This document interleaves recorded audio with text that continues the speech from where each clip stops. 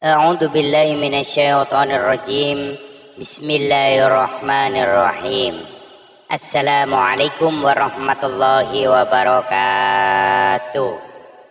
Syukur alhamdulillah kita bisa berjumpa lagi di channel ini. Sholawat dan salam selalu dan tetap tercurahkan kepada junjungan kita Baginda Agung Nabi besar Muhammad sallallahu alaihi wasallam.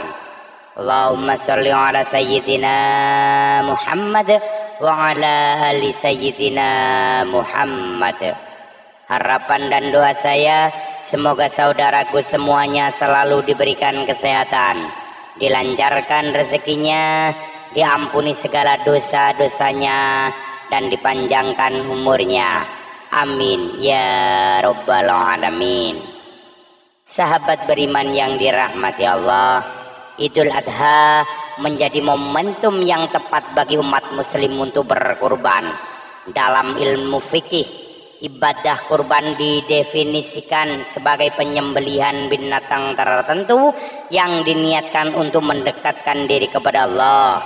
Pada hari-hari Idul Adha, kurban mulai disyariatkan pada tahun kedua Hijriah.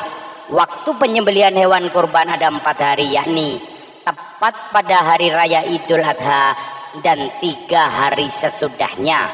Adapun waktu penyembelihannya adalah setelah sholat Id hingga tenggelamnya matahari pada hari keempat, yaitu tanggal 13 Dzulhijjah.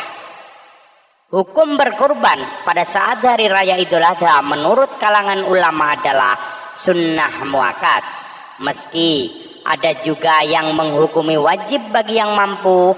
Mengutip buku 200 amalan ringan berpahala istimewa yang disusun oleh Abdullah F. Hasan, menurut Ibnu Hashim, tidak ada seorang sahabat Rasulullah Shallallahu Alaihi Wasallam yang menyatakan bahwa kurban itu wajib.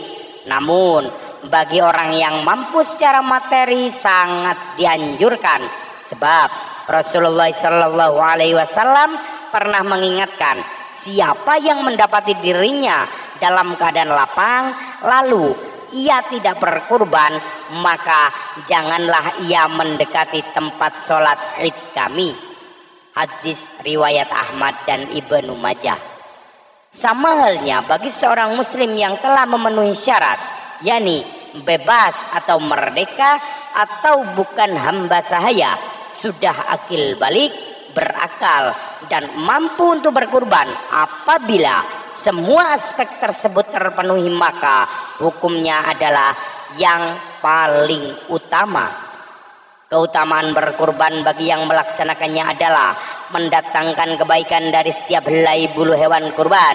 Hal tersebut didasarkan pada Zaid bin Arqam yang berkata, "Ya Rasulullah, ada apa dengan berkurban?" Rasulullah pun bersabda, "Mengikuti sunnah nenek moyang kalian, Nabi Ibrahim." Mereka bertanya lagi, "Apa keutamanya bagi kami?" Rasulullah bersabda, "Pada setiap helai bulunya ada kebaikan atau pahala." Mereka bertanya lagi, "Ya Rasulullah, bagaimana dengan bulu wol atau bulu domba?" Rasulullah menjawab, "Setiap bulu wolnya juga ada kebaikan atau pahala." Hadis riwayat Ahmad dan Ibnu Majah.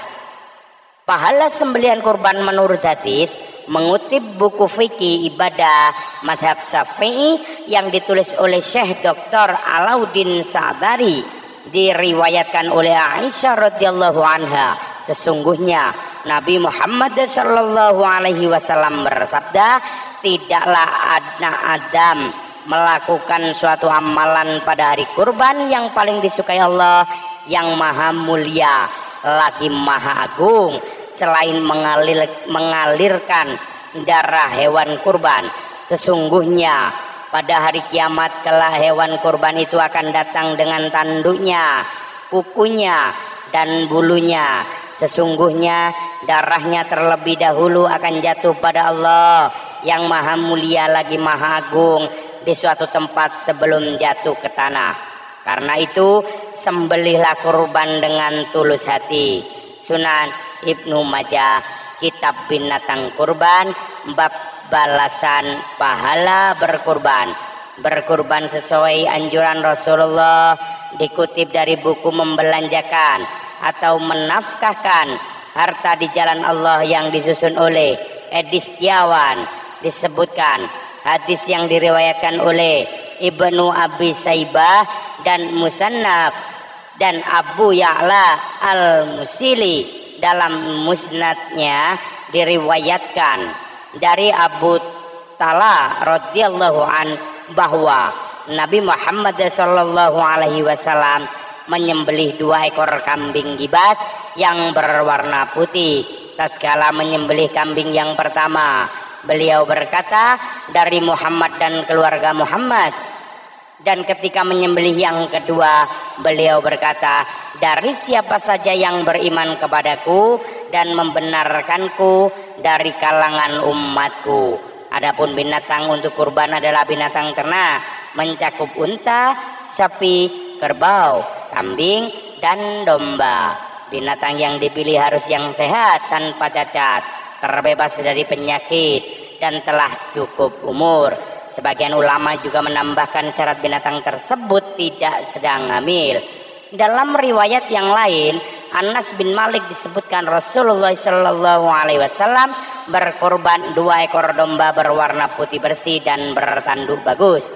Aku melihat Rasulullah Shallallahu Alaihi Wasallam meletakkan kakinya ke atas sisi tanduk kanan hewan kurban itu sambil menyebut nama Allah dan bertakbir. Rasulullah Shallallahu Alaihi Wasallam menyembelih kedua hewan kurban itu dengan tangannya sendiri. Hadis riwayat Al-Bukhari dan Muslim. Itulah pahala kurban saat Idul Adha sebagaimana yang tercantum dalam hadis Nabi. Begitu banyak keutamaan-keutamaan dari ibadah kurban ini sehingga siapa saja yang melaksanakannya secara ikhlas dan bersungguh-sungguh pasti akan mendapatkan pahala dari Allah. Wallahu a'lam bishawab. Demikian yang dapat saya bagikan, semoga bermanfaat untuk kita semua. Mohon maaf atas segala kekurangan. Usikum wa nafsi bittaqwallah. Assalamualaikum warahmatullahi wabarakatuh.